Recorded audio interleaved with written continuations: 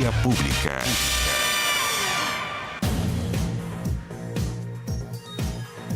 ¿Cómo están? Muy buenas noches y bienvenidos a una nueva edición de Vía Pública a través de la pantalla de Canal 24 Horas. Una jornada con muchas noticias, entre ellas, y vamos a profundizar en buena parte de estas informaciones. Entre estas informaciones está la decisión del comandante en jefe del Ejército, Javier Iturriaga, que anunció la drástica decisión de pedir el retiro de 2 altos mandos de la institución por la muerte del conscripto Franco Vargas, tras la fatal marcha en Putre, que además tiene a otros 2 jóvenes graves.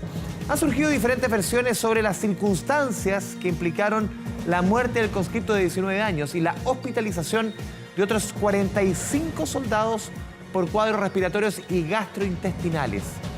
Estas incongruencias fueron reconocidas por el comandante en jefe del Ejército, quien afirmó que es doloroso constatar que la información preliminar entregada adoleció de falta de precisión y ello llevó a las diferentes contradicciones que han sido de público conocimiento. Más temprano, también este miércoles, la Corte Suprema designó a Jenny Buck, ministra de la Corte de Apelaciones de Santiago y presidenta de la Corte Marcial, como jueza en visita para investigar el caso, que ya cuenta con una querella por parte del Instituto de Derechos Humanos acusando a premios ilegítimos contra los conscriptos. En tanto, el presidente Gabriel Boric también esta jornada anunció que el viernes, pasado mañana más bien, se reunirá en el Palacio de la Moneda con Iturriaga y la ministra de Defensa, Maya Fernández. Además, comentó que recibirá el próximo lunes a Romina Vargas, madre de Franco. Dejamos este tema, vamos a hablar también en esta Vía Pública de economía. ¿Por qué? Porque esta jornada tuvimos cifras de inflación entregadas por el Instituto Nacional de Estadísticas. Estamos aquí en el estudio con Sergio Lehmann, economista jefe del Banco BCI. Sergio, un amigo de la casa, ¿cómo te va? Muy bien, muchas gracias. ¿Qué tal? Muy buenas noches. A ver, 0,5% para el cuarto mes del año. Está en la parte de arriba de las expectativas, pero llevamos varios meses, Sergio, en que la inflación está en la parte de arriba de las expectativas, o incluso muy superior. ¿Qué está pasando? Sí, no es una buena noticia, por cierto, digamos, porque como bien sabemos, la inflación tiene un costo importante, un efecto importante en el bolsillo de la familia, y por lo tanto, naturalmente, esta sorpresa, ¿no es cierto?, hoy día ligeramente más arriba de lo esperado, tiene un impacto relevante. Ahora, ¿qué está pasando? Básicamente, yo diría que hay 2 factores centrales. El primero tiene que ver con el precio de los combustibles. El precio del petróleo internacional tuvo un alza importante a comienzos de año y eso se está traspasando a precios, ¿no es cierto?, domésticos. Eso probablemente va a seguir hacia los próximos meses. Todavía no se ha traspasado del todo lo que fueron los incrementos en precio de petróleo, precio internacional de gasolina. Y el segundo factor tiene que ver con tipo de cambio, digamos. También, ¿no es cierto?, eso está teniendo un impacto relevante en la dinámica inflacionaria. El tipo de cambio tuvo desde comienzos de año un incremento muy relevante y, por cierto... Estuvo muy cerca a los 1.000 harta semana. Estuvo muy cerca a los 1.000 efectivamente y por lo tanto los precios de bienes importados reflejan eso. Y lo que nos mostró el IPC, ¿no es cierto?, del mes de abril, precisamente son elementos que están relacionados con estos 2 factores. Sergio, si sumamos la inflación de enero, febrero, marzo y abril, 0,7, 0,6, 0,4 y 0,5, si no me equivoco, sumamos 2,2. El Banco Central en su último IPOM, que esto fue hace un mes, el IPOM de marzo, proyectó para este año 3,8. A ver, ¿cómo entender la proyección del Banco Central? ¿Por qué te lo pregunto? Porque llevamos 4 meses, un tercio del año, y tenemos 2,2 de 3,8. O sea, mucho más de la mitad en un tercio del año. Quiere decir que lo que viene de aquí en más, de mayo en adelante, este mes que estábamos cursando, ¿es más benigno en términos inflacionarios? Sí, es más benigno, efectivamente. Primero, ¿no es cierto?, porque hay un reconocimiento en esa proyección que hace el Banco Central, y por cierto que también hacemos los analistas. Nosotros también estamos viendo una inflación a fin de año que va a estar en torno a 4%, digamos. ¿Eso qué significa, digamos? Que estos elementos, tipo cambio, precio de gasolina, probablemente van a tender, digamos, a revertirse algo hacia adelante. Del lado del tipo de cambio ya estamos viendo alguna baja, eso son naturalmente, digamos, buenas noticias, y por lo tanto las presiones que vienen fundamentalmente de ese lado tenderían, ¿no es cierto?, a ir disipándose. Son efectos transitorios, la gran pregunta es qué tan transitorios pueden ser. Sin duda, digamos, hay riesgos, si la inflación podría ser un poquito más alta si es que demora más el tipo de cambio en ir bajando. Nosotros estamos previendo que especialmente en la segunda parte del año el tipo de cambio se va a ir acercando hacia 900 pesos y probablemente ya hacia el próximo año incluso bajo ese nivel, porque los fundamentales de la economía chilena sugieren justamente moverse en esa dirección. El precio del cobre muy elevado, ¿no es cierto? Además, ¿no es cierto?, probablemente hacia fin de año con la FED bajando tasas de interés, y por lo tanto ese factor que ha sido muy importante para explicar el tipo de cambio especialmente alto a comienzos de este año, tendrían, ¿no es cierto?, a ir disipándose. Hacia los próximos meses, efectivamente, vamos a ver inflaciones más benignas, particularmente para el mes de mayo. Nosotros estamos proyectando una inflación de 0,2% sobre la base de los precios que ya vamos, de alguna manera, recolectando, digamos, en el mercado. Sergio, ¿cuánto puede ir ayudando? Hemos visto un rally importante del cobre durante las últimas semanas y se proyecta que esto se debiera mantener en 2024, incluso 2025. Eso también ha significado una fuerte caída del precio del dólar. Siempre es como una suerte de balancín, sube uno, baja el otro. ¿Esto también va a ayudar? Sin duda, ayuda. El precio del cobre, especialmente alto, tiene un impacto muy relevante sobre el ingreso de dólares a nuestra economía. Recordemos que el cobre es el principal producto que nosotros exportamos, más o menos el 50% de las exportaciones son cobre, y por lo tanto este precio muy atractivo, digamos, que ha subido con bastante fuerza, producto de proyecciones de demanda ciertamente, digamos, más altas hacia adelante, nos tiene, ¿no es cierto?, o nos afecta positivamente desde el punto de vista de, ¿no es cierto?, tipo de cambio y, por lo tanto, indirectamente también sobre la base de los precios. De todas maneras, el tipo de cambio ha bajado algo por precio de cobre, pero también porque hay una visión respecto, ¿no es cierto?, a que la FED podría eventualmente, ¿no es cierto?, tener hoy día mejores argumentos para comenzar a bajar tasas hacia fin de año. Sí, no tan anticipadamente. ¿Resistente a bajar tasas? O sea, todavía no hay elementos suficientes, la inflación todavía tiende a ser un poquito pegajosa, digamos, en Estados Unidos, como se señala, ¿no es cierto?, de manera más coloquial. La dinámica americana, si bien está mostrando algunas señales de ir perdiendo dinamismo, todavía sigue siendo fuerte, pero ya hay algunos elementos que sugieren que va a haber espacio para bajar tasas hacia fin de año y eso naturalmente genera un alivio en los mercados. Durante los últimos días hemos visto bajada de tasas de interés a nivel internacional, hemos visto, ¿no es cierto?, un repunte de las bolsas, un repunte de los precios de los commodities y naturalmente ese mejor ánimo va a tener también un impacto sobre nuestro tipo de cambio y sobre nuestro dinamismo en materia de inflación. Sí, yo te citaba antes el IPOM de marzo. Si nos retrocedemos al IPOM el Informe de Política Monetaria de diciembre, el Banco Central proyectaba 2,9 para este año. Ya lo recalibró en marzo para 3,8.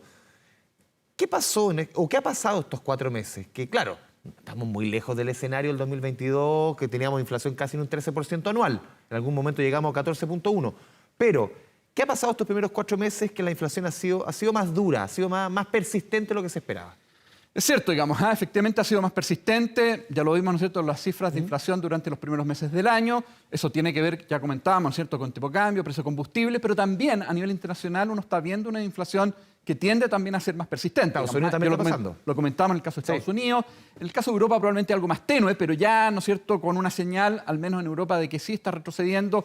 De hecho, ¿no es cierto?, hay lecturas de que el Banco Central Europeo ya podría bajar tasa, digamos, a partir de junio. Hoy día lo hizo el Banco Central de Suecia, ya lo hizo el Banco Central de Suiza hace, ¿no es cierto?, algunas semanas atrás. Es decir, hay señales que sugieren, ¿no es cierto?, de que la inflación está cediendo, probablemente mucho más lento de lo que uno hubiese anticipado, pero claramente va en esa dirección y probablemente en nuestro caso también va a ir en la misma línea. Sí, Sergio, en diciembre, creo que alguna vez lo conversamos hace no mucho, en diciembre del año pasado teníamos una inflación baja, incluso tuvimos una inflación negativa, con una economía que apenas crecía. El año pasado fue 0,2 y todos decían, no, que el Banco Central tiene que apretar el acelerador y bajar las tasas, pero a fondo.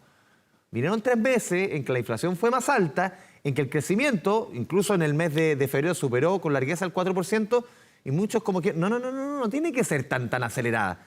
A ver, ¿qué crees tú que debiese venir aquí en más para el Banco Central en cuanto a tasa? Hoy día estamos en 6,5, llegamos a estar en 11,25, hace no mucho, en julio del año pasado. ¿Debiese sacar el pie del acelerador? Incluso hoy día leí a algunos analistas que decían, no, próxima ronda de política monetaria, medio punto, incluso 0,25. Hace un tiempo se pedía un punto entero. ¿Qué sugieres tú? ¿Qué debiese pasar? ¿Qué va a pasar? Déjame agregarte algo más, digamos. En enero, el propio Banco Central decía de que se alcanzaría la tasa neutral de 4% durante el segundo semestre de este año. Eso claramente no se va a lograr. No se va a producir, digamos, y de hecho el Banco Central cambió, digamos, su discurso. Tasa neutral en torno al 4%, más o menos.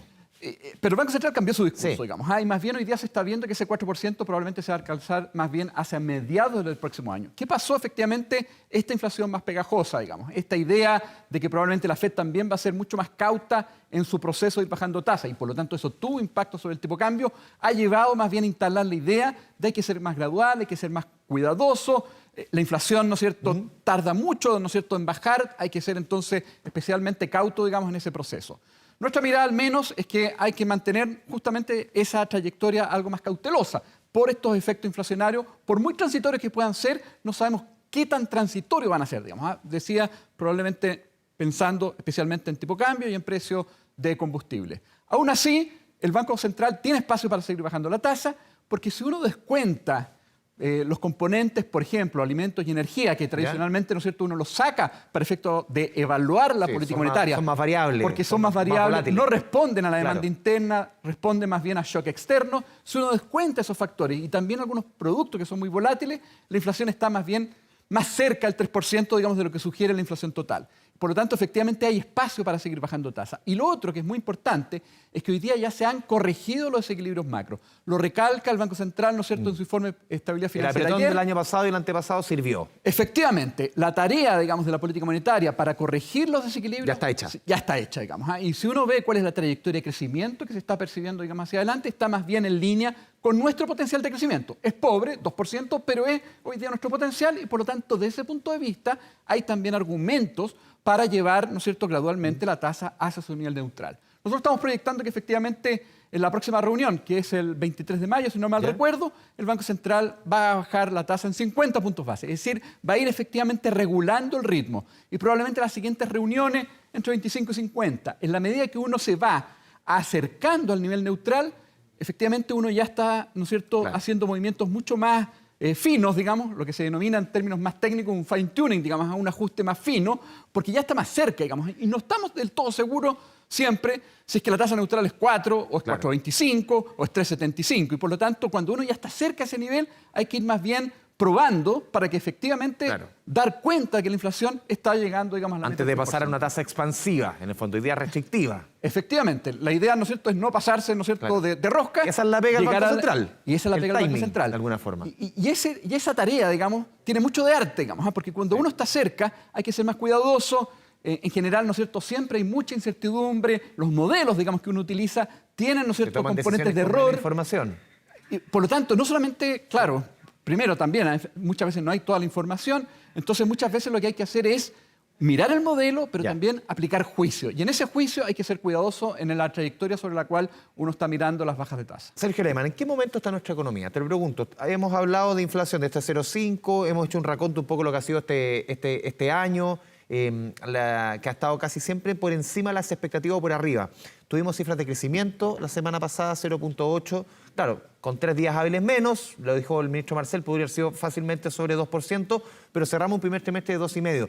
También supimos la semana pasada cifras de empleo. Claro, si bien se generaron, importante, 300.000 empleos el último año, poco menos de la mitad, casi la mitad son informales. Tomando todos estos elementos, ingredientes para la sopa, ¿en qué momento está nuestra economía? A ver, yo creo que hay efectivamente indicios de que la economía está recuperándose. Si bien, ¿no es cierto?, el IMASEC del mes de ¿Recuperando marzo... o expandiendo? Porque hay...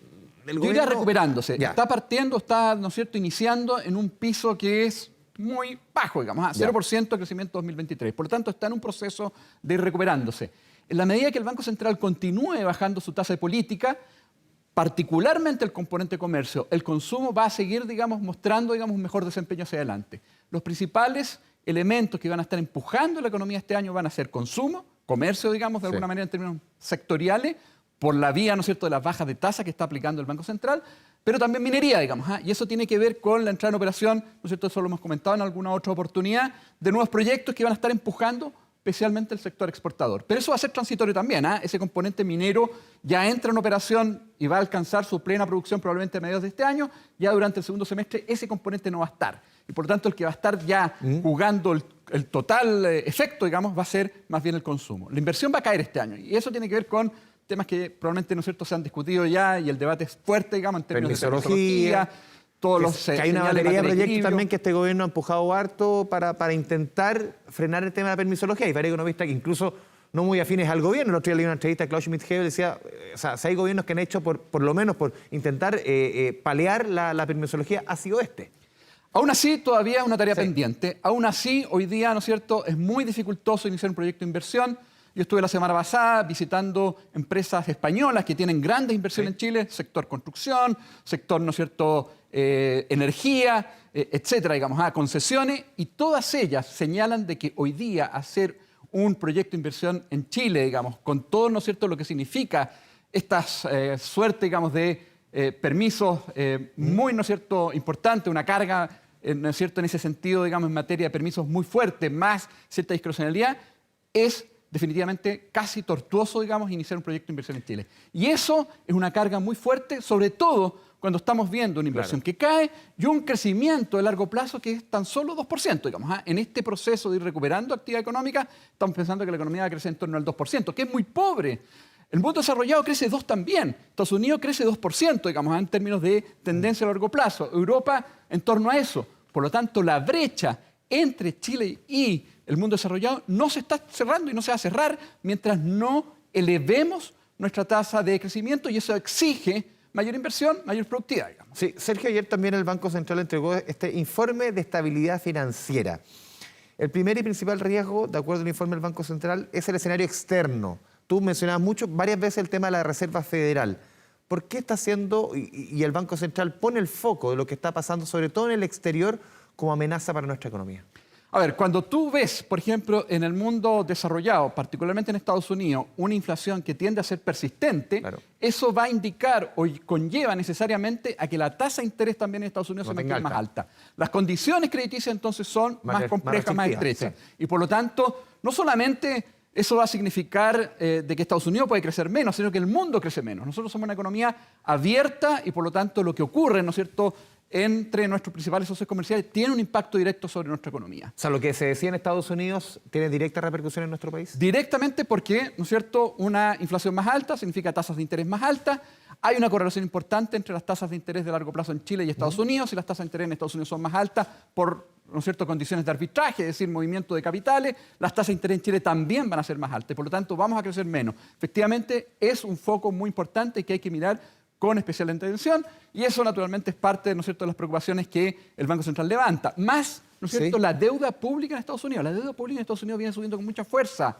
El déficit fiscal en Estados Unidos en torno al 5,5%. Y endeudarse cada vez más alto es más costoso. Y por lo tanto, tiene que endeudarse más. Eso significa, ¿no es cierto?, que tiene que hacer mayores emisiones de bono, y eso significa que las tasas de interés también tienden a estabilizarse en niveles más altos, y por lo tanto, el mundo crece menos y nosotros crecemos menos. Por lo tanto, hay que mirarlo con atención. Sergio, ayer lo decía también la presidenta del Banco Central, es más probable que tengamos tasas de interés más elevadas que en el pasado reciente. A ver, ¿cómo traducimos esto? No solamente va a ser más oneroso, más caro pedir dinero, pedir préstamo, endeudarse para el país, para las empresas, pero también ponen el foco tasas largas en nuestro país para el chileno común y corriente, el que pide un hipotecario.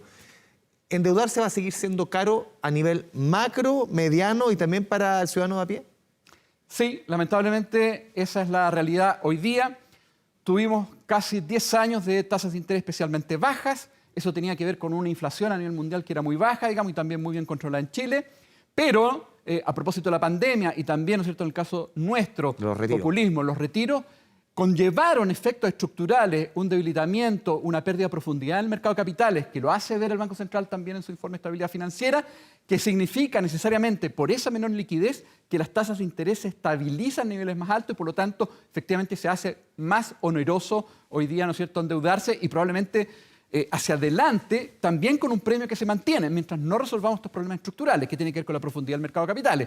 Si queremos, ¿no es cierto?, bajar esas tasas de equilibrio que hoy día, ¿no es cierto?, uno está percibiendo que se van a alcanzar, es necesario profundizar el mercado de capitales. Pero además, perdón, hay un factor externo. Las tasas a nivel externo probablemente también se van a estabilizar en niveles más altos. Sí, Sergio, tú dices, para entrar en este punto que me parece bien interesante, el mercado de capitales, el tema de los retiros, aún no se recupera este mercado de capitales. Muchos que nos están viendo van a decir, los retiros fueron hace 4 años. O 3 años. ¿Cómo vamos a seguir alegando que los retiros, echar la culpa a todos los retiros que fueron hace 3 años? Claro, el mercado de capitales tenía buena parte de su profundidad en los fondos de las AFP. Se retira 1/4 de los fondos. Eso aún no se recupera. ¿Dónde iban esos dineros? Esos dineros era justamente ese dinero que se prestaba para comprar un departamento, para comprar una casa. Expliquemos cómo funciona al final este mercado de capitales para entender por qué ha sido tan doloroso y ha costado tanto recuperar esos dineros que también servían mucho para que la economía funcionara. Bueno, los fondos que están, ¿no es cierto?, en la AFP son el principal, y han sido, ¿no es cierto?, la principal fuente de ahorro para los chilenos. Y como bien sabemos, ¿no es cierto?, cuando uno desarrolla un proyecto de inversión, cuando uno compra una casa, cuando uno, ¿no es cierto?, inicia, digamos, un nuevo proyecto, requiere financiamiento. ¿Y de dónde viene ese financiamiento? De los ahorros, ¿no es cierto?, ya sea a nivel nacional, claro, ¿no es cierto?, que están una parte importante, ahorro forzoso, digamos, en la AFP, ahorro, ¿no es cierto?, que puede ser de carácter voluntario, depósitos, ¿no es cierto?, que yo puedo hacer, digamos, en una banca, o bien, ¿no es cierto?, endeudamiento externo, que es de alguna manera también una fuente de ahorro exterior.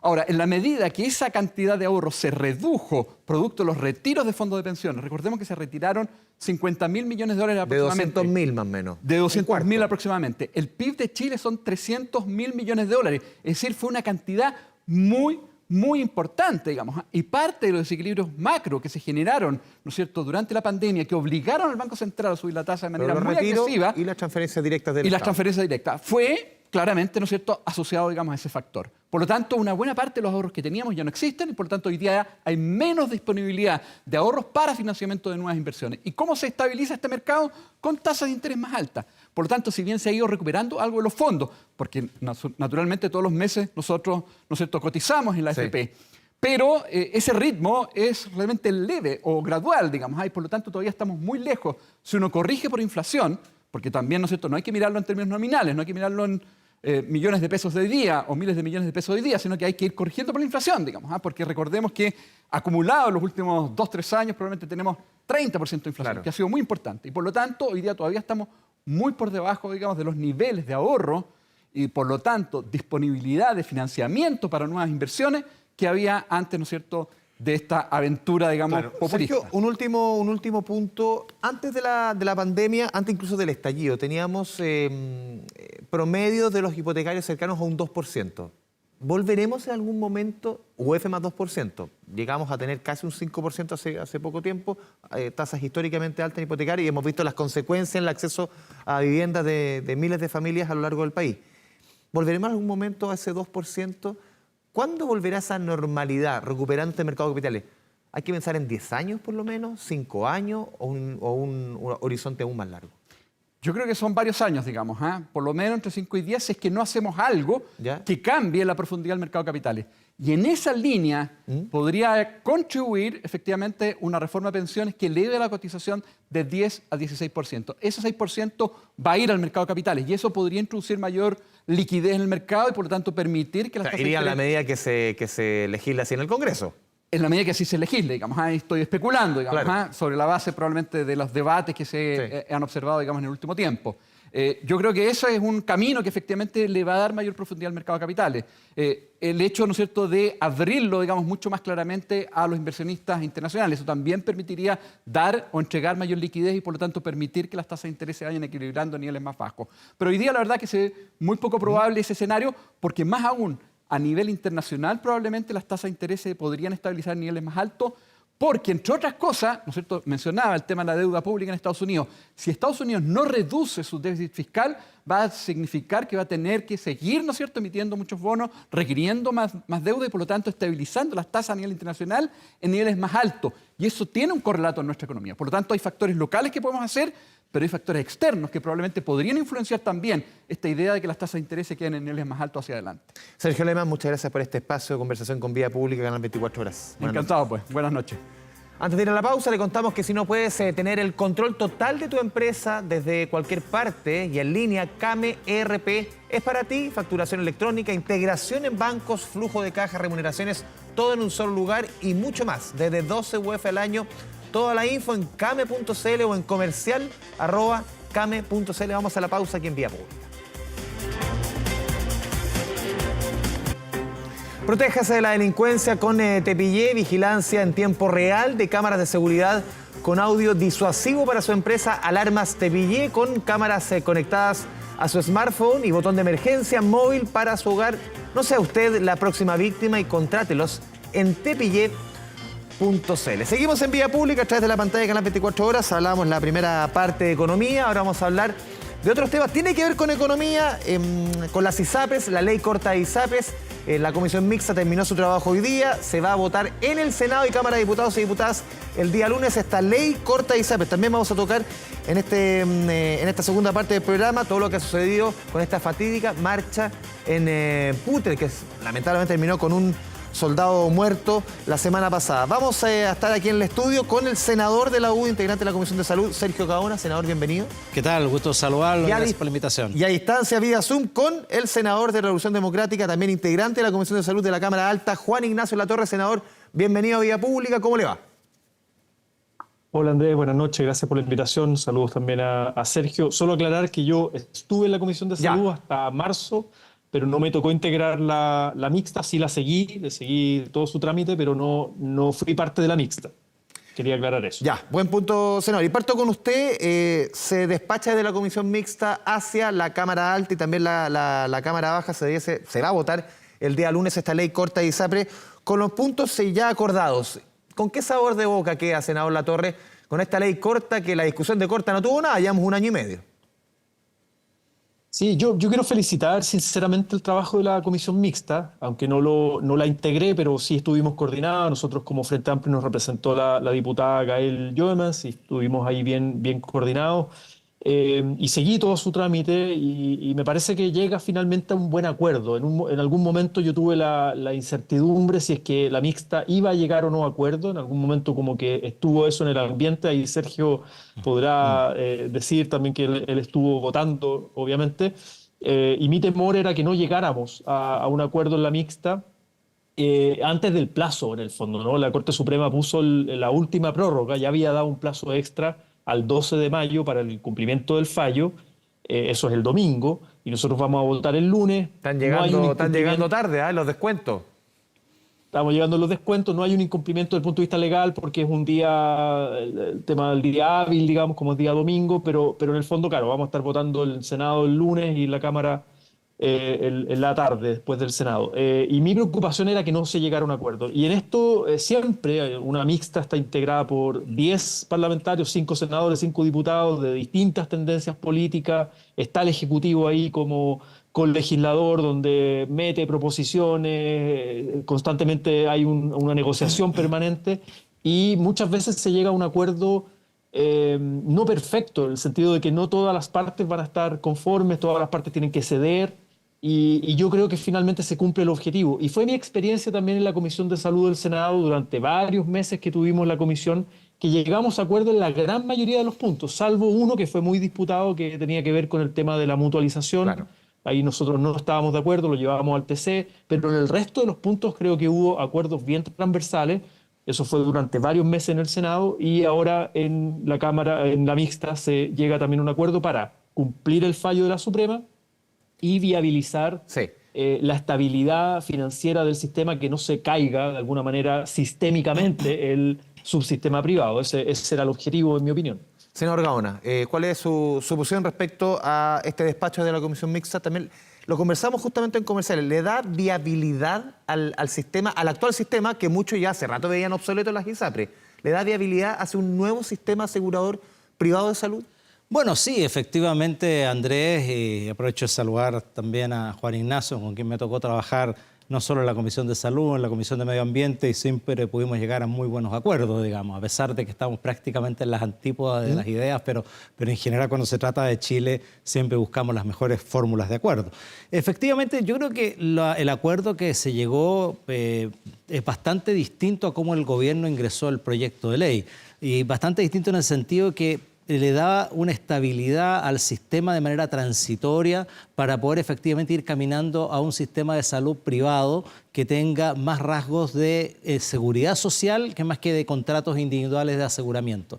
Yo creo que es un camino correcto y en el sentido de que también se dejaron instalados en el articulado transitorio los mecanismos para ir gatillando ciertas reformas al sistema, como por ejemplo, si bien es cierto hoy día se le da estabilidad al sistema privado de salud, a las ISAPRES, hay que recordar que sus ingresos con los fallos disminuyen un 25% y además se genera una deuda hacia atrás no menor, y a esto había que ver fórmulas que permitieran sostenerla en el tiempo mientras se resolvía una reforma más integral. Y a cambio de eso, nosotros lo que estamos haciendo es que efectivamente se termine con las preexistencias, con la discriminación por sexo, por edad y además, por supuesto, también a la declaración de salud. Y yo creo que son avances importantes y el gobierno ha comprometido para la primera semana de octubre tener presentado un proyecto de ley que avance hacia un sistema privado de salud, a un sistema de ISAPRES, pero con mucho más sentido de seguridad social. Yo creo que está pavimentado el camino. Como decía Juan Ignacio, hay algunas cosas que nosotros no nos quedamos conformes y contentos, podría haber sido mejor, como también se entiende que para el oficialismo hay cosas que no les gusten y que desde la perspectiva de ellos podrían haber sido mejor. Pero cuando no todos quedan completamente satisfechos por un acuerdo, significa que es un buen acuerdo porque a todos les tocó algo y todos perdieron algo. Sí, senador Latorre, se acusó mucho en un principio, cuando se inició estas conversaciones, el fallo fue en noviembre del 2022, un año y medio atrás, que había mucha ideología, que habían ciertas almas dentro de la moneda que querían matar derechamente a las ISAPRES. ¿Era tan así? Mi opinión es que no. Obviamente hay un debate previo. Desde el 2010 en nuestro país ya hay señales del Tribunal Constitucional, ciertas señales de la judicialización, la masiva judicialización de que este es un problema que en algún momento iba a estallar y que fue la Corte Suprema, en mi opinión, la que dijo basta, ¿no? Y la tercera sala pone un fallo muy potente, muy contundente, primero con tabla de factores. ¿Hay algún punto, perdón, senador, que hubo muchas críticas de que la Corte Suprema o el sistema judicial o los mismos usuarios estaban haciendo la pega que debió hacer el sistema político, que es cambiar el sistema desde el legislativo? Sí, yo ese punto lo planteé estando en la Comisión de Salud muy al comienzo de la discusión, muy al comienzo, de que efectivamente acá teníamos que hacer una autocrítica como sistema político de cierta inacción legislativa para haber atajado a tiempo este problema, haber regulado el sector privado, haber puesto límites, haber puesto criterios de seguridad social, como decía Sergio ahora, y lo tenemos que hacer de alguna manera reactivamente por un fallo muy contundente de la Suprema, que en estimaciones de la Superintendencia de Salud hay una deuda de alguna manera con sus afiliados por cobro excesivo de cerca de 1.500 poco más millones de dólares. Entonces, obviamente que si el gobierno hubiese querido, si nosotros hubiésemos querido que las ISAPRES quiebren, que creo que sería algo irresponsable, ¿no? Porque genera una crisis sistémica mucho mayor desde el punto de vista sanitario con las personas, es simplemente decir, mira, no se presenta una ley corta para amortiguar los efectos financieros, para buscar la viabilidad financiera del sistema al mismo tiempo que se cumpla el fallo, sino que simplemente se dice, bueno, no se hubiese pedido también una prórroga, porque se pidió una prórroga a la Suprema y dio varios meses justamente porque había una tramitación en curso con la ley corta, y simplemente el gobierno hubiese dicho, mira, me quedo brazos cruzados, dejo que las ISAPRES se implemente el fallo, paguen lo que deben rápido, sin regulación, sin mayor regulación, y con eso quiebra sistémicamente. Pero eso es comprarte un conflicto mucho mayor, porque en el fondo el problema no es solo que caigan las ISAPRES, sino que arrastran a toda la cadena de prestadores, ¿no? de clínicas, de laboratorios, donde se atienden no solo las personas que están afiliadas a ISAPRE, sino que un porcentaje también de personas que estamos, ¿no? afiliados o cotizamos en FONASA y que tienen convenios con las clínicas privadas. Por tanto, se generaría un problema social mucho mayor. Y por eso es que el gobierno propone una ley corta con indicaciones en ambas cámaras, en un plazo que teníamos que zanjar, donde hay una regulación, donde se le dice a la ISAPRE, usted tiene que pagar los 1.500 millones de dólares, pero hay distintas fórmulas, hay plazos, se da un plazo bastante extendido de máximo 13 años, con criterios a las personas mayores de 80 años, que sea en 2 años máximo, a las personas, digamos, entre 65 años y 80, 5 años, y al resto máximo 13 años, y también con fórmulas de pago anticipado, es decir, las ISAPRES pueden proponerle al afiliado pagar como el 65% de la deuda con consentimiento del afiliado, y la super tiene que estar de acuerdo también, y con eso podría rebajar también la deuda, pero en un trato que es voluntario, no por... Claro. En el fondo hay distintos mecanismos para amortiguar el efecto. Y también se fortalece FONASA, que para mí es uno de los elementos importantes, con una modalidad de cobertura complementaria para el conjunto de personas. Hoy día las grandes mayorías estamos en FONASA, son 16 millones de 16 personas. millones versus estamos 2.8 en más o FONASA. menos que hay hoy día en ISAPRE. Así es. Sí, senador Gaona, a ver, un argumento que se repitió durante toda esta tramitación desde el sector privado de salud es que la deuda, más allá de los plazos, era impagable para ellos. Ellos decían, y se lo planteó el número, las ISAPRES patrimonialmente hoy día valen 400 millones de dólares. Así es. Nos están haciendo devolver, en este caso con el nuevo cálculo, 1.500. Ellos dicen, de ninguna forma, ni en 10, ni en 20, ni en 50 años podemos devolver algo que es 4 veces nuestro patrimonio. ¿Por qué bajo esta fórmula esto es viable? Bueno, Para que el sistema siga subsistiendo, para transitar, uno se imagina, a otro sistema privado de salud. Claro, bueno, primero que todo hay que distinguir dos elementos. Uno que tiene que ver con los cobros en exceso y por lo tanto se transformaron en deuda y ¿Ya? eso es para atrás. Y lo otro que es mucho más relevante es para adelante, porque con los fallos de la Corte Suprema, y ahí me quiero detener un poquito, en el sentido de que lo que ha ocurrido nos deja dos lecciones. Primero, como decía Juan Ignacio, respecto al sistema político y la inacción, que no fue tal inacción, porque durante el primer gobierno y el segundo gobierno del presidente Piñera se presentaron reformas al sistema de ISAPRE con un plan garantizado de salud, con mecanismos de compensación de riesgos inter-ISAPRE, una serie de cosas, pero Que duermen en el Congreso. por distintas razones no avanzaron porque Ya. el gobierno del presidente Piñera no tenía las mayorías para llevar adelante ese proyecto y se entrampó en el Congreso. Eso como primera lección que no debiera volver a ocurrir. Y segunda lección, a mí me parece que evidentemente esto fue judicializando los distintos casos en las ISAPRE y esto provocó una sobresaturación del sistema judicial. Y yo creo que la Corte Suprema, con un fallo que evidentemente se acata, pero uno lo puede comentar, que a mí me parece que sobrepasa los límites de las competencias que tienen los ministros de la Corte Suprema al hacer aplicación general de algo que es una litigación entre partes. Entonces, y además, lo que yo creo es que la Corte Suprema no midió los efectos y las consecuencias que significaban este fallo. ¿Cuáles son los efectos y consecuencias? Y aquí vuelvo a lo de su pregunta. Primero, que genera cobros en exceso. La Corte no dice ni cuánto es ni cómo calcularlo. Eso se lo deja. La super de salud es la que tiene que Se lo calcular. deja la super de salud. Pero dice además que tiene que aplicarse una sola tabla de factores. Y esa tabla de factores evidentemente es distinta a la que venían aplicando los ISAPRE. Por lo tanto, hacia adelante se produce una disminución de ingresos de cerca del 12,5%. A eso se suma también el fallo GES, que aumenta el déficit en otro 12% más. Estamos hablando de menores ingresos hacia adelante de 25%. Ninguna industria soporta permanentemente una disminución de ingresos del 25%. Baja la cortina inmediatamente. Baja la cortina inmediatamente y tal como decía Juan Ignacio, eso no podía ocurrir. Porque evidentemente aquí estamos hablando de casi 3 millones de personas que iban a quedar sin cobertura de salud, sin continuidad de su tratamiento y todos probablemente forzosamente tienen que ir al sistema público generando una presión adicional.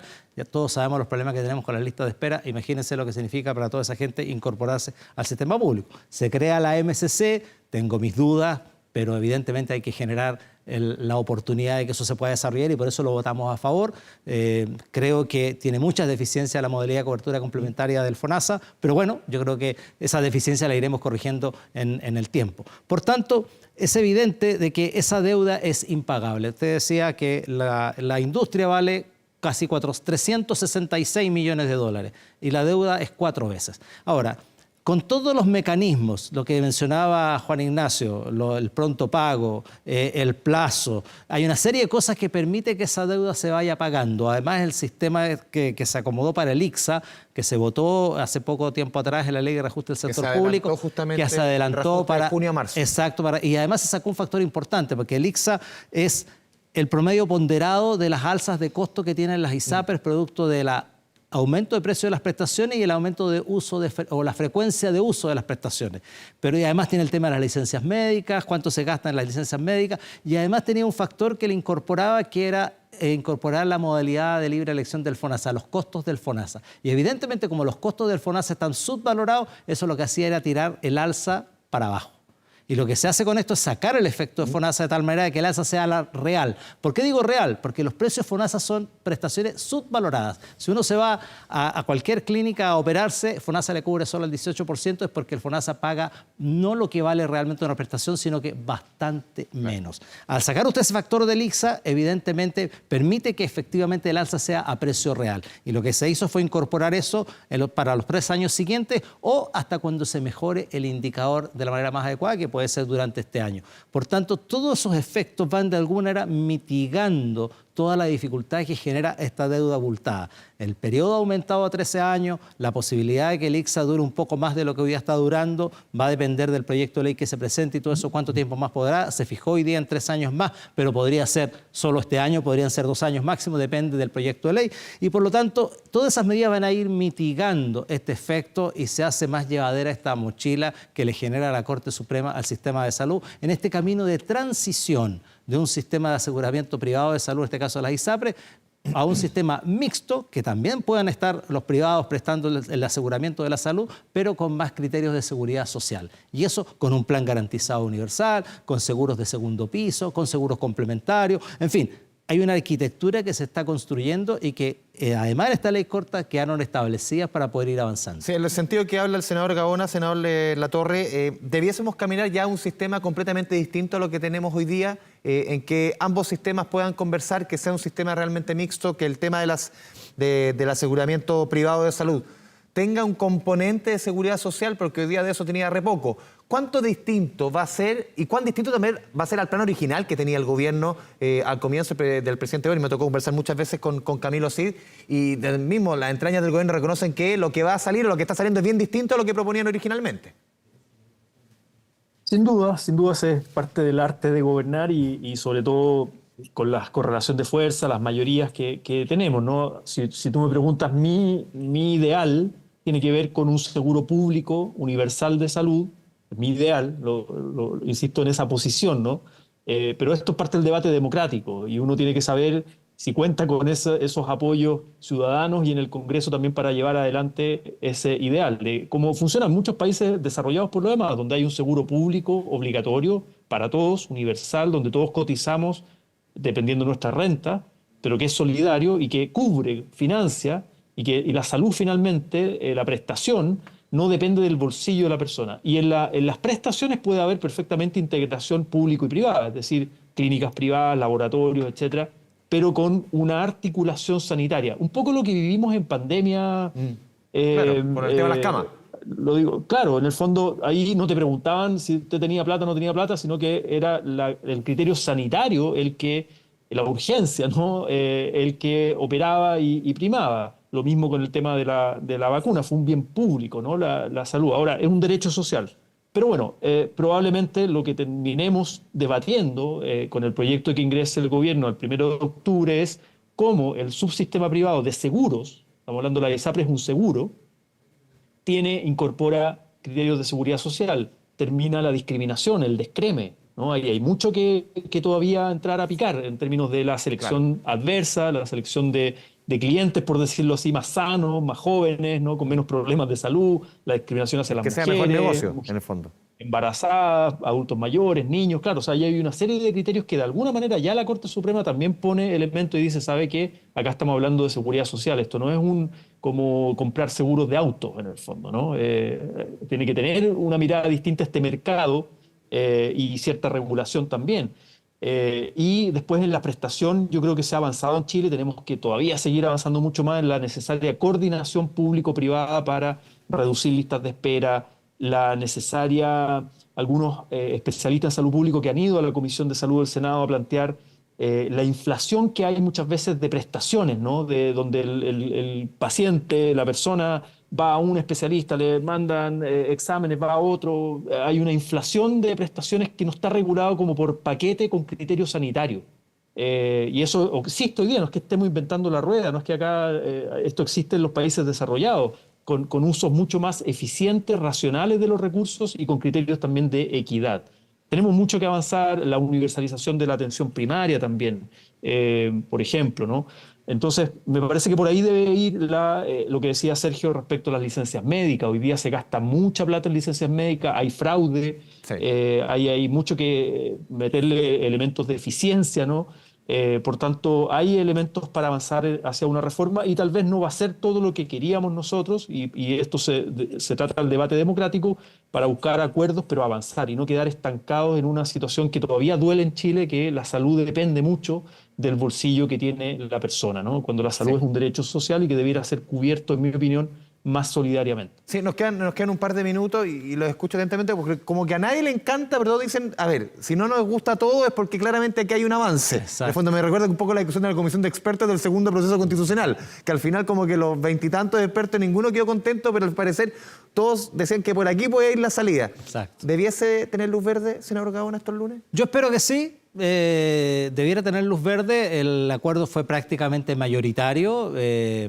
Los diputados en forma unánime aprobaron esto. Tuvimos algunas diferencias en algunos aspectos con 2 senadores del oficialismo y con un senador nuestro también, pero en general yo te diría que fue casi todo mayoritario. En términos, el 80% de las cosas aprobaron 10-0 y el 20%, 10% de las cosas hubo un 8-2, pero por lo tanto no deberá haber mayores dificultades y yo veo que debiera esto en la sala, y esto aprovecho de hacer un llamado a nuestros diputados y senadores de la oposición, que efectivamente este es el mejor esfuerzo que se pudo realizar. Las cosas pueden haber sido mejor, pero bueno, como lo decía Juan Ignacio, aquí se trata de ceder y también que otros cedan para poder tener un acuerdo que podamos resolver este problema. ¿Debe ser luz verde, senador Latorre? Se lo pregunto especialmente a usted, porque claramente se habló mucho de perdonazo en su minuto al comienzo de la discusión.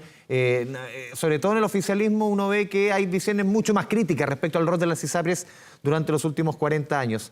¿Debiese haber luz verde respecto a esto? Yo espero que sí también. Yo al menos comprometo mi voto a favor insisto, en el Frente Amplio, en la Cámara de Diputados estuvo Gael Joemans y estábamos en permanente coordinación con la bancada, así que deberían estar nuestros votos. Hay aspectos obviamente que uno queda con lo que decía Sergio, hay aspectos que a uno no le gustan del todo. Por ejemplo, a mí no me gusta esto del ICSA, que se mantenga 3 años, el alza, que finalmente igual va a haber un ejercicio financiero de traspasar a los afiliados, ¿no? Como hay un ejercicio financiero, pero insisto, o sea, creo que es mejor una ley corta para implementar el fallo de la Suprema a que no exista ley, que era algún momento el riesgo, ¿no? Que no hubiese acuerdo y quedábamos en una especie de incertidumbre, de inestabilidad, que eso creo era peor. Entonces yo espero que no necesariamente va a haber unanimidad, el Congreso es soberano en eso, los parlamentarios votan en conciencia y yo espero que avance y se empiece a implementar el fallo de la Suprema y sobre todo nos preparemos, salgamos de la lógica de la ley corta de ISAPRE y entremos en una reflexión de aquí a octubre, a la presentación del proyecto de ley, en una reflexión ojalá transversal, lo más transversal posible, pero de discusión de fondo sobre qué sistema de seguridad social en materia de salud necesita Chile para el siglo XXI y empecemos a avanzar en esa dirección. Hay muchos desafíos todavía más allá de la ley corta de ISAPRE. Senador Latorre, senador Gaona, le agradecemos este espacio con Vía Pública en las 24 horas para profundizar en un tema tan relevante y que tanto debate ha dejado como esta ley corta de ISAPRE. Muchas gracias. No, muchas gracias, senador Latorre. Muchas gracias. Gracias a Nos ustedes, vemos, buenas Juan noches. Chao, Sergio. Nos vamos a la pausa en Canal 24 Horas, Vía Pública.